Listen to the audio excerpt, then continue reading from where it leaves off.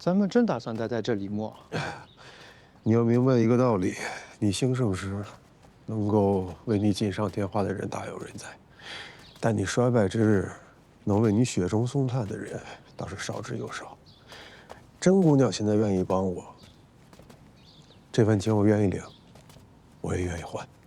那田家的仇，田家的仇我自然会报。不过现在我被革了职，两袖空空，身无分文。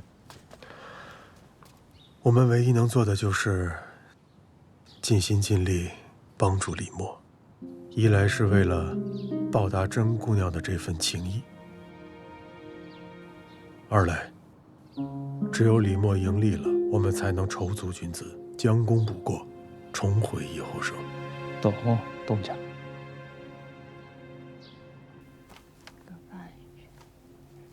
镇长是，怎么了，狗儿？这给莫商们的拜帖都被退回来了。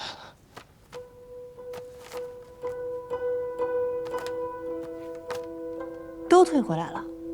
镇长，景东叔，正好您来了。我看着狗在这儿拿着帖子慌慌张张，怎么了？您先坐下，我慢慢说。好，这边。小心。狗儿。好。你一五一十的说清楚，这些拜帖可是你挨家挨户一个个上门敲的。那自然，我按照镇长是您的吩咐，挨家挨户一个一个敲门问的。可他们要不然就是不在家，要不然就是生病了，还有几位倒是见上面了。结果他一听说我是李默的，立马就要赶我走。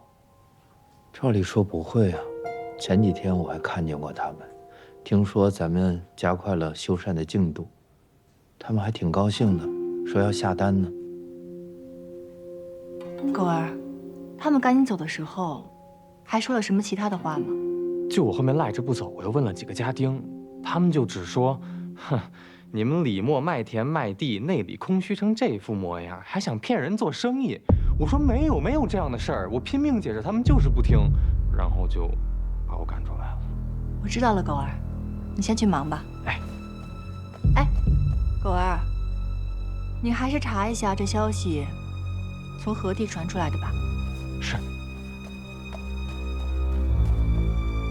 不用查，知道内情的就咱们几个。田江月，我找他去。没用的，景东叔，他这个人的性子您还不了解吗？就算去找他，他也不会承认的。何况如今我们并没有证据，既然这消息已经传出了，眼下当务之急，便是要重新挽回莫商们对李默的信任。那些莫商果真都把拜帖退回了？千真万确。莫商不下单子，李真抵押田产的亏空就永远都补不上，到时候看他拿什么交代。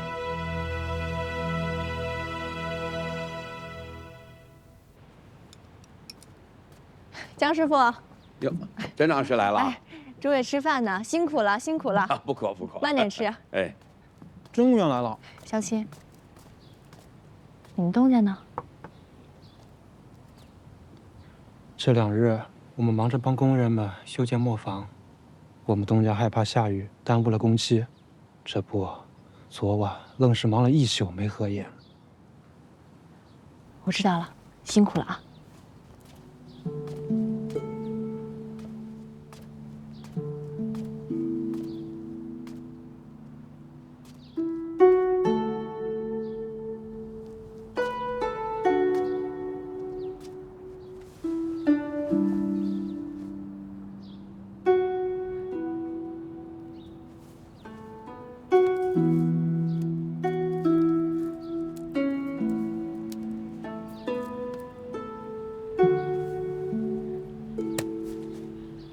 哎呦，你别弄我行吗？我说做梦吃东西干嘛呀？哎呦，你怎么来了？累了吧？累了一晚上，要不然回去先歇会儿。我不累呀，我就是偷个懒。怎么了？我来呢，其实是想让你帮我个忙。你说。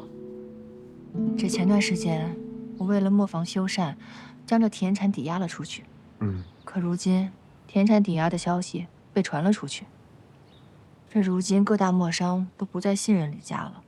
哎，等等，消息被传出去了。这不是犯了做生意的大忌吗？是啊，所以我才想请你出面，帮我联系下那些磨商，咱们两个唱出双簧。我想想。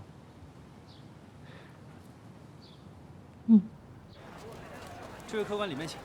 东家，田家得了供墨权，在京中又有徐大人撑腰，如今在徽州墨也是一手遮天，咱们这仇什么时候能报啊？君子报仇，十年不晚。曾经是我小瞧了他们，以为这田家不过是些见不得光的鼠辈，没想到他们是冬眠后的蛇。但是你知道，什么时候是抓蛇的最佳时机？就是吃饱了之后。吃饱了，东家，咱们现在可是一无所有啊！这些个磨商，从前天天巴结着您，您都懒得搭理他们。现在倒好了，为了李默，还要拉下脸去求他们，这叫什么事儿啊？谁说我要求他们了？甄姑娘说的挺对的，七九这个名号，对付这些磨商还是绰绰有余。东家，他们见到了甄姑娘，不就又走了？反正去都去了，等人一到，甄娘自有办法把他们留住。她那么聪明，对吧？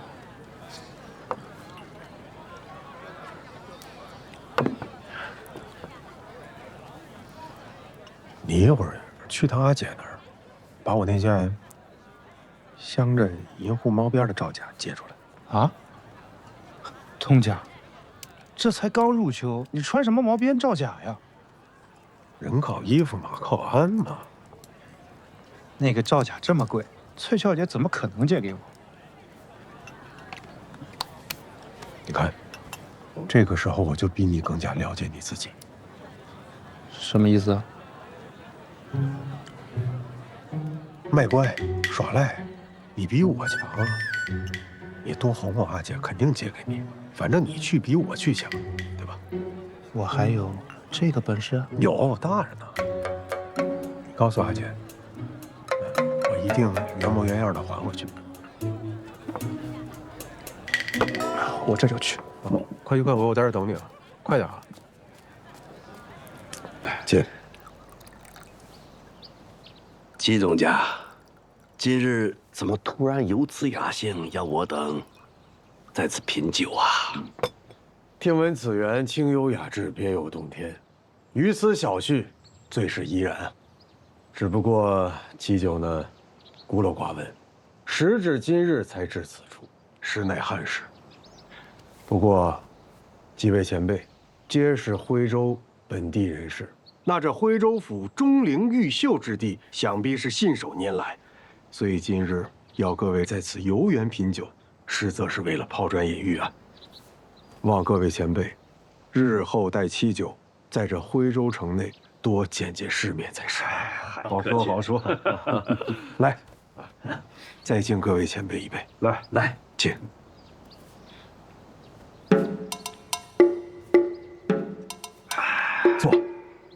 坐。是。戚东家客气，我们早已听闻您追随戚帅南征北战，您见过的世面可比我们多得多了。是啊，领导。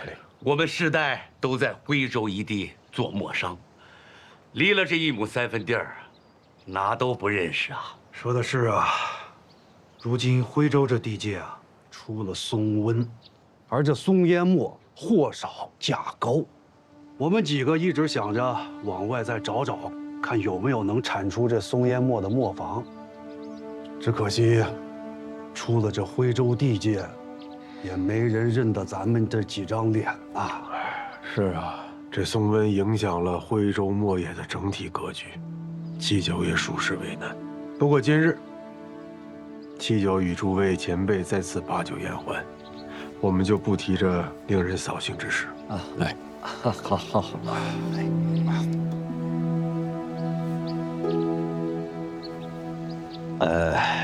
祁东家，您与范大官人交好，又承办着祁帅的军资，啊，看您这身材，这派头，日子过得可是不错，能否给我等指条明路啊？这如今进哪家的墨，进什么墨，他最有赚头。周掌柜，这商机……东家，墨。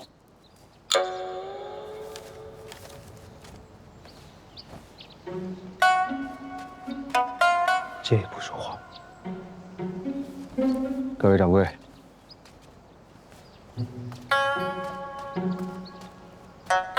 这墨丹到手了。莫丹，好。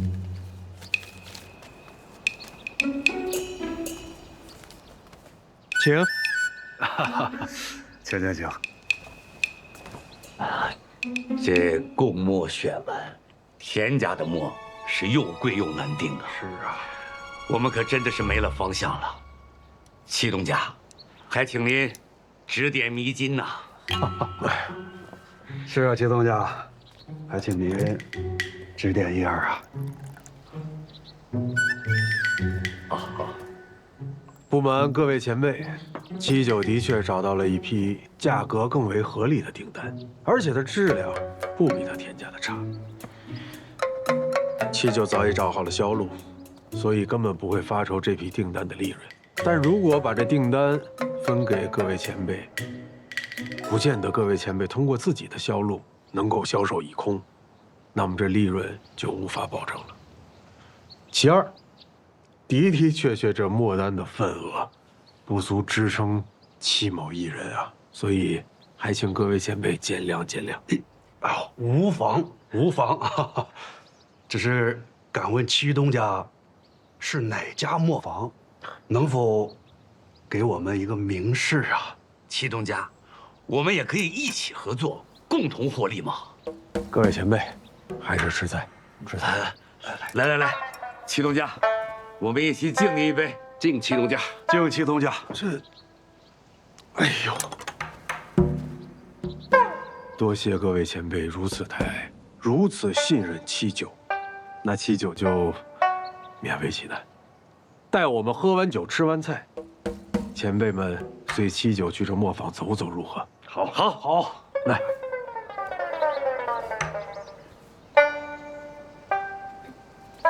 这也未听闻此处有家磨坊。对呀，这是哪里呀？各位叔伯好。哎，这不是真掌事吗？这是李家磨坊。对呀，李家磨坊是在四宝街，这是。各位叔伯，这里啊是我们李家的老磨坊，可如今也是我们李家的新磨坊。各位叔伯既然已经来了，不如进去参观参观。真掌事，哎，这祁东家这么做不厚道呀。今日我家中还有事，告辞了。告辞。哎，叔伯，各位听这娘说话。我知道大家平时事务繁忙，可是如今这老磨坊里确实有值得一看的东西。既然都来了，各位叔伯赏个脸，进去看看。真掌事，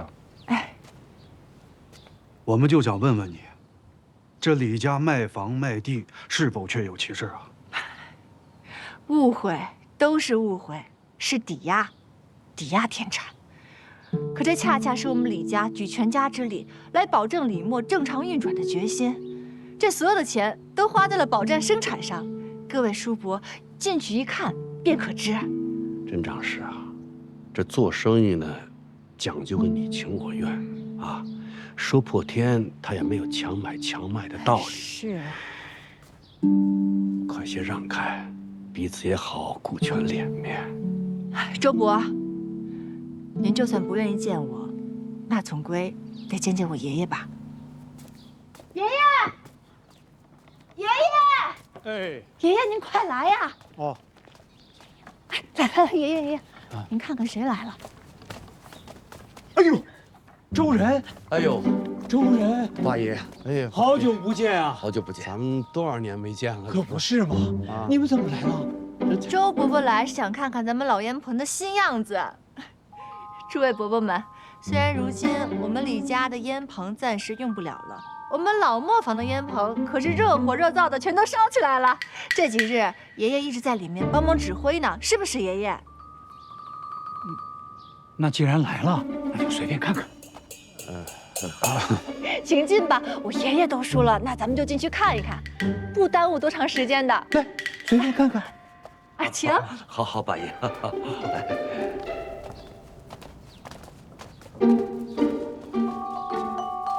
爷有所不知，是大件了。叔伯们，请看，这就是我们烧松烟的龙窑。想必之前在供墨竞选上，各位叔伯都见过我们李家的一元墨。这一元墨呀，烧的烟稍微老一些，所以它的松材料呢，比一般的松烟墨用量都要少一些。这些松材都是六爷爷从黄山特意拉回来的，质量上佳。而这些松材足以支撑李墨生产半年的一元墨。而且，我向诸位叔伯保证，我们的定价绝对不会受松温的掣肘而改变。里面请。这边是我们的油烟棚，这边是气烟棚，各位叔伯们随意观看。真正是。哎，周师傅，这些师傅都是磨坊资历最深的师傅。诸位叔伯，你们也知道，这好烟呀才能制出好墨。按照我们李墨的规矩，一般这烟台呢，中品以下一概不收，我们只收中上品跟超品烟台。将这些烟台让老师傅们挨个着眼以后，直接送到李家磨坊，在那边合焦制墨，是一刻都不会耽误。各位叔伯，这些都是我们的超品烟台，随意鉴别。周伯伯，你看看。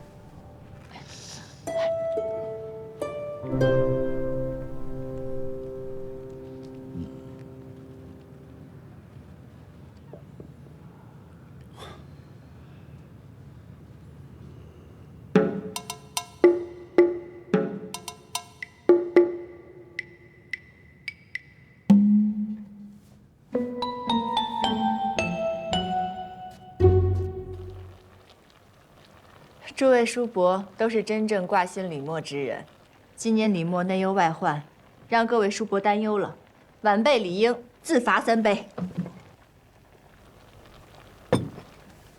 第一杯，敬诸位叔伯。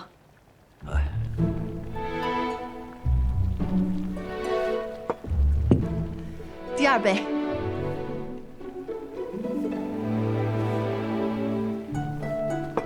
第三。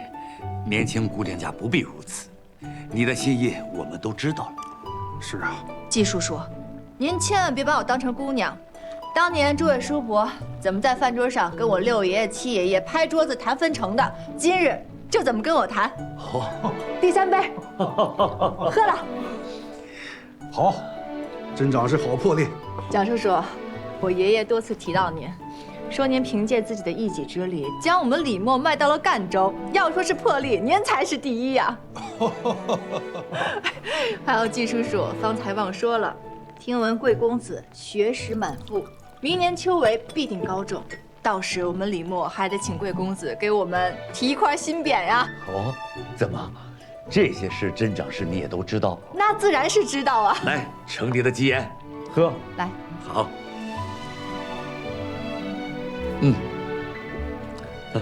还有周伯伯，您是我们李墨最大的功臣啊！这些年李墨离不开您的支持与帮助，侄娘敬您一杯。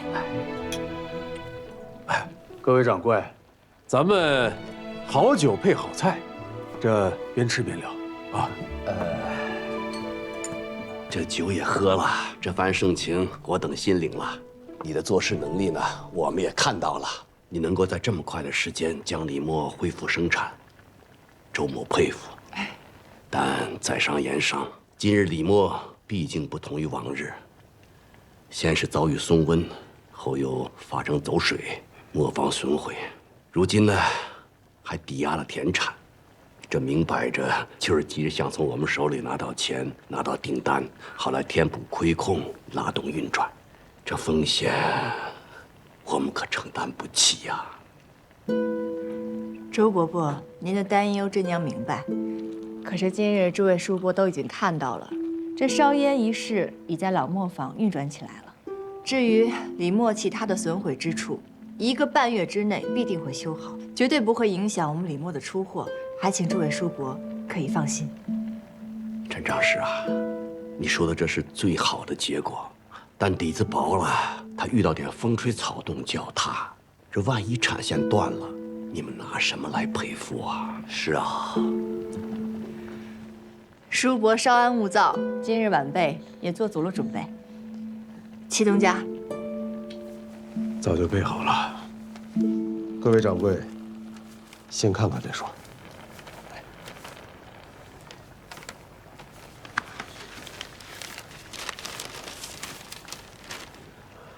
诸位叔伯手中的是我小李磨坊的入股契书，上面白纸黑字写得清清楚楚。若是叔伯下单我们李磨的订单，在约定之日没有收到货，那么便会自动成为我小李磨坊的股东。去年我小李磨坊1年的收益是500两，今年只增不减，按照1人10股来算，今年便可以得到50两白银。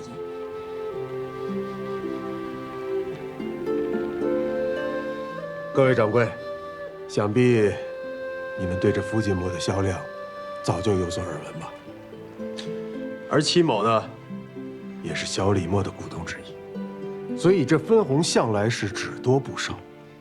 想必也是在这特殊时期，真长是对各位掌柜最大的保障。这是拿自己的血去补李磨的窟窿啊！八房尚未归宗，真长是真的愿意做出这么大的牺牲啊！周伯伯，此言差矣，这不是牺牲，是我李真对李磨的信心。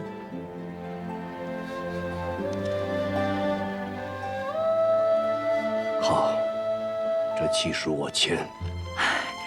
真娘，多谢周伯，我也签。多谢季叔叔，还有我，多谢蒋叔叔。真娘什么都不说了，敬诸位叔伯一杯。真娘，一壶的。留步，真长是留步，留步，留步。真长是啊，送好。回头有新墨出来，要第一个告诉我们啊！哎，告辞，告辞。叔伯慢走，下次再接着喝。来，叔伯慢走啊！送好啊，小姐。好嘞。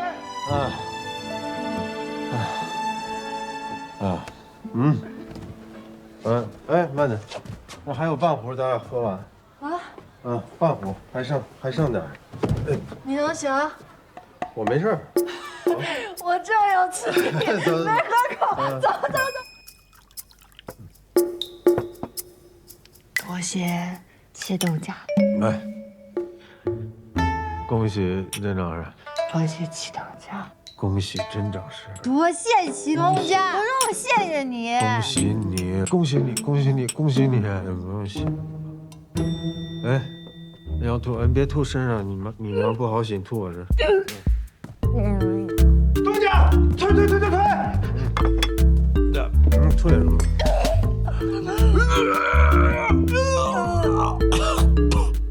快拿走！没事吧？太稳，拿点远点儿。哎呦，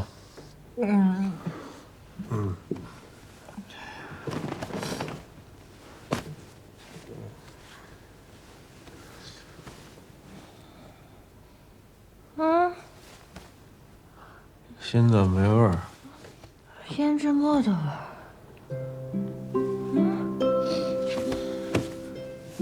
胭脂墨。没有。哎呀，闷死了。什么？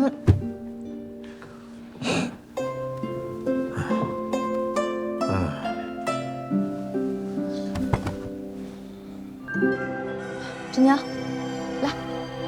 起来起来，把这醒酒汤喝了。哎，娘，我头好疼啊！现在知道头疼了，那昨天喝酒的时候怎么不知道少喝一点啊？来，快把醒酒汤喝了啊！哎呀，你真是的，你怎么喝这么多呀？来，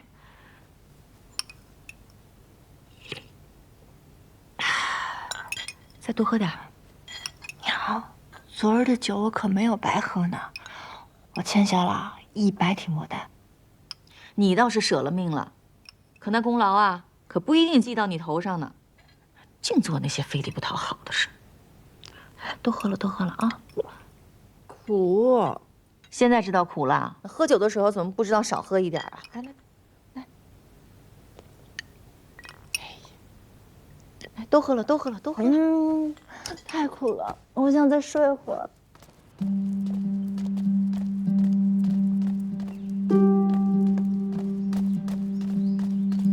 你不急，婆婆，马上到了，没事儿。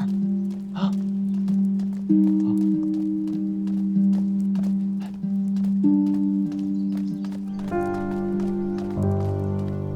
我不大出门，也不大知晓外面的事儿。若不是万一差人来，我都不知道你病了。婆婆恕罪，娘之前再三叮嘱过，莫让旁人见到您。但是娘已经服药几日了，也未见好转，我真的很担心。我来看护她。如君的性子，我知道，她还有放不下的事儿，她一定能熬过去。这胶是6桶是吧？一共？对，6桶。好。5个，哎，哦，那一箱搬过去了是吧？对对对，午饭好。是正好。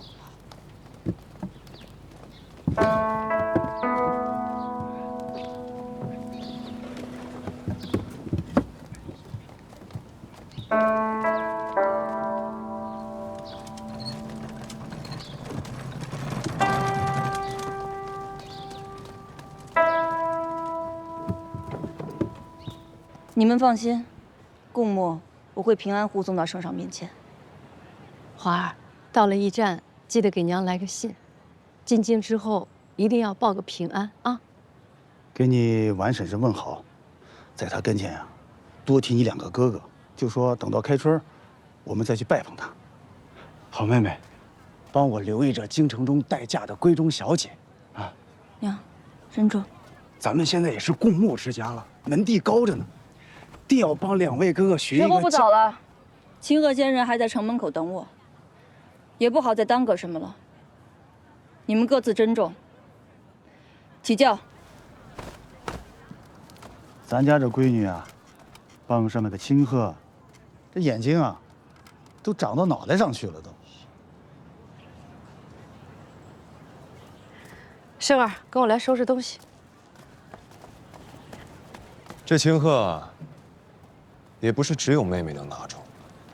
哦，你有办法？这个是连金子都不要的主，也不知道是什么路数。那是咱们欠考虑了。以清河仙人现如今在京中的声势，根本不缺金银。我打探了一番，现在京中百年松烟墨确实是稀有的很。他既开口要了，管他是拿去供奉神仙还是活人，定有他的用处。问题是，眼下整个徽州，哪有那么好的松材呢？怎么没有？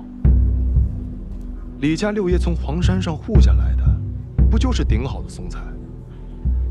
那李家的松材能让你用吗？爹，我昨日私下找了一趟仙人，应下了松烟墨之事。仙人大喜，又给严大人通了一番气，逼他写下了一道公文。当真能成啊？不会有什么差错吧？但你妹妹刚才怎么就没提这事儿呢？她并不知情。我向您保证，咱们田家的富贵，这才刚刚开始。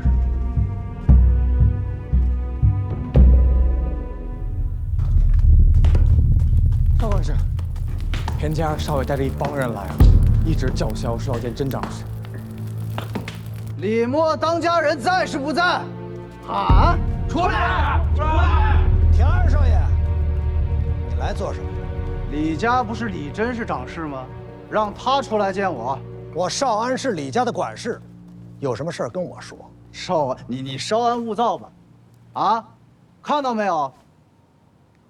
莫务官的手令，我田家乃钦定的供墨之家，现要征用李家的松材用以制墨，让你们的长事出来，啊，开个价钱。明日我家派人派车来把这批松材拉走，去吧。你要的松材可是我家六爷自黄山带下来的那批，不是那批，还能是哪批？徽州墨务官敕令，兹因田家磨坊承制贡墨，需松烟为原料，特向李家磨坊征收松材，以供田家磨坊使用。此次征收松材哎，这哪来的疯狗啊！滚！滚！本少爷话已经带到了啊！如今再给你们7天时间，7日内我要这批松材定到我田家门里，否则就是干碍皇差、封房下牢的罪过。起开！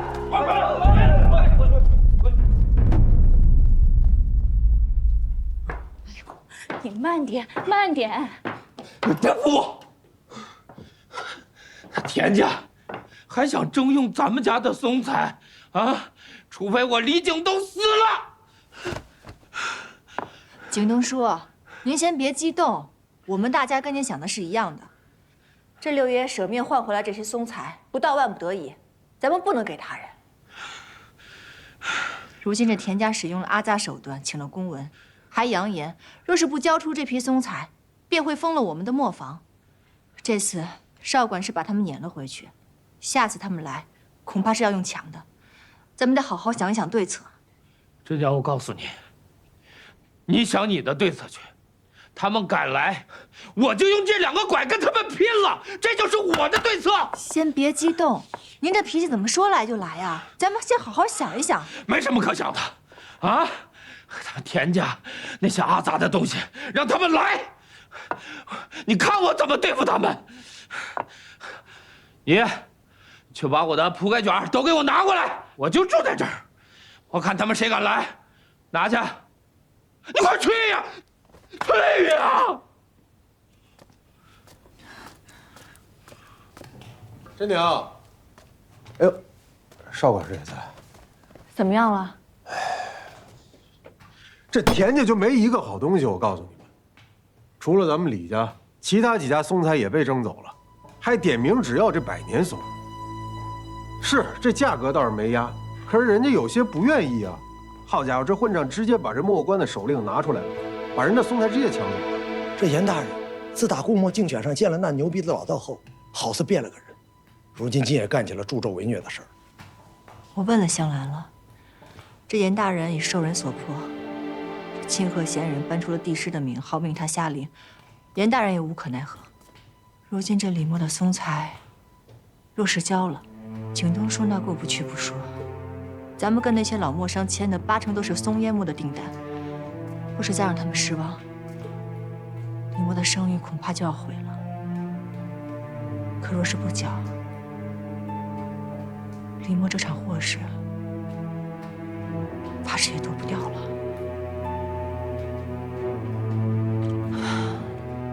你先别着急，要不这样吧，我去找那些混熟的墨商，看看能不能让他们改定一些漆砚墨。实在不行，就跟他们商量商量。延缓交这些订单，眼下只能先这样了。啊，我去了。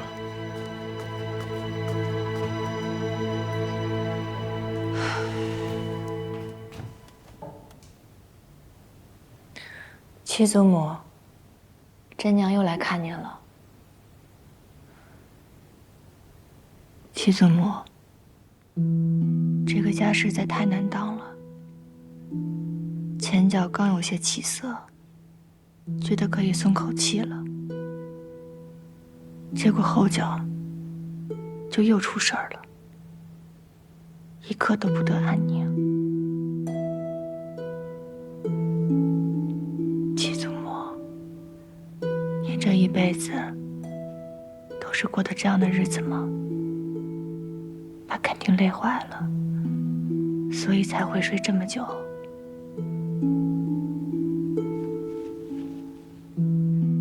戚祖母，你快点醒来吧。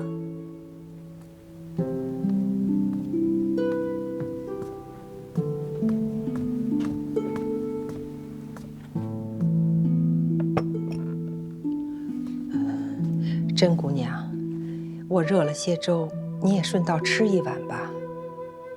多谢婆婆。听大伯娘说，您是狗儿的婆婆，特意来照顾戚祖母的。姑娘，我生的丑，别惊着了你。怎么会呢？甄娘不在意这些。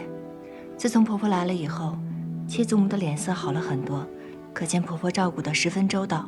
甄娘还要谢谢婆婆呢。戚老夫人是我幼时故交，我们亲如姐妹，这都是我应当的。哦，这红枣粥补气血，姑娘吃了也早些回去歇息吧。没什么事儿，是睡一觉解决不了的。多谢婆婆。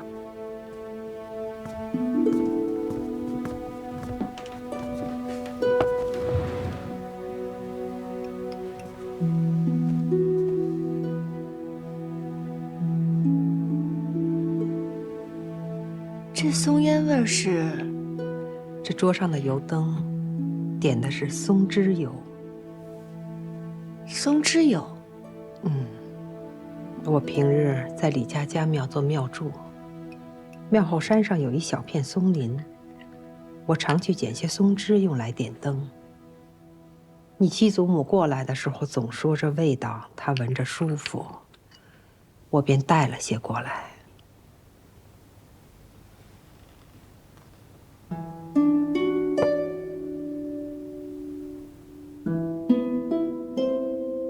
松脂油。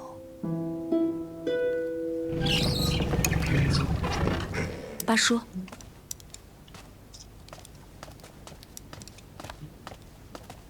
靳东，八叔来了。八叔，您坐。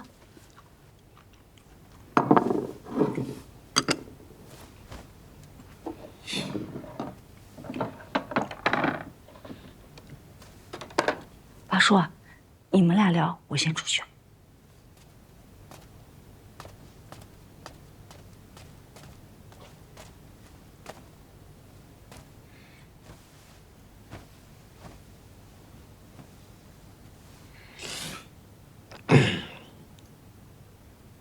八叔，您也是劝我把这批松材让出去的吧？是。这批松材是我爹用命换回来的，我李景东就是死也要把它们守住。我知道，您技艺之小，便请回吧。靳东，我在想，你爹想要的不是这些松材，而是你的清醒，是李默的100年传承。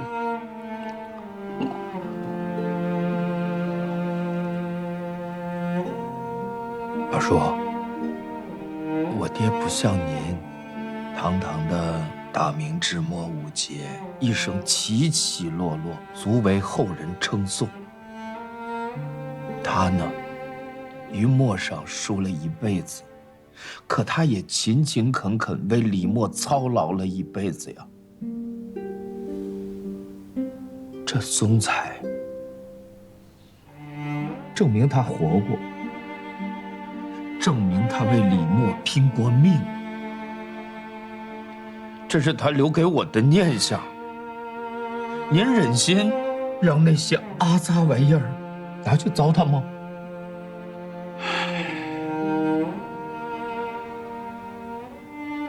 锦东，你是为松而死，还是为了你爹的遗愿而活？哪个更重要？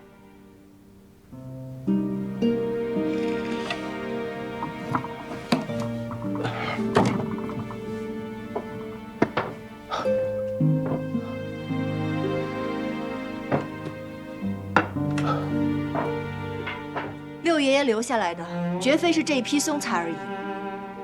景东说，六爷爷是李家响当当的人物，危难之际接下李默，可堪李氏族人之表率。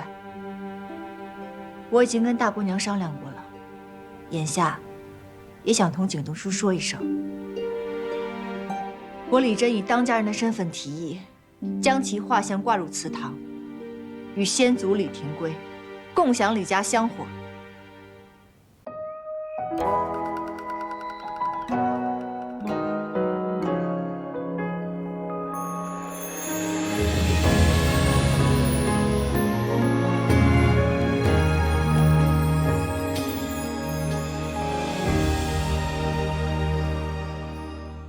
小庄映铜镜，胭脂成红衣。回墙青砖掩湿篱，孤雁落成萍，孤芳难自已。过往细细无归期。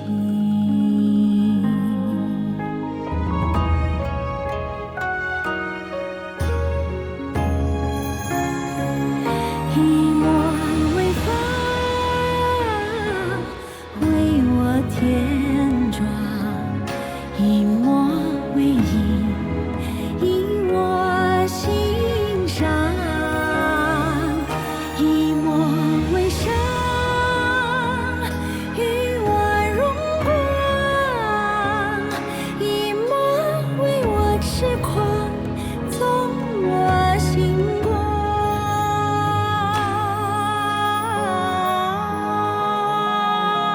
一抹微风为我添妆，一抹微影以我心上，一抹微伤与我荣光，一抹为我痴狂，纵我心光。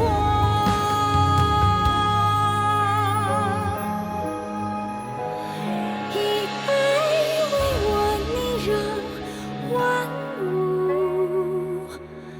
生。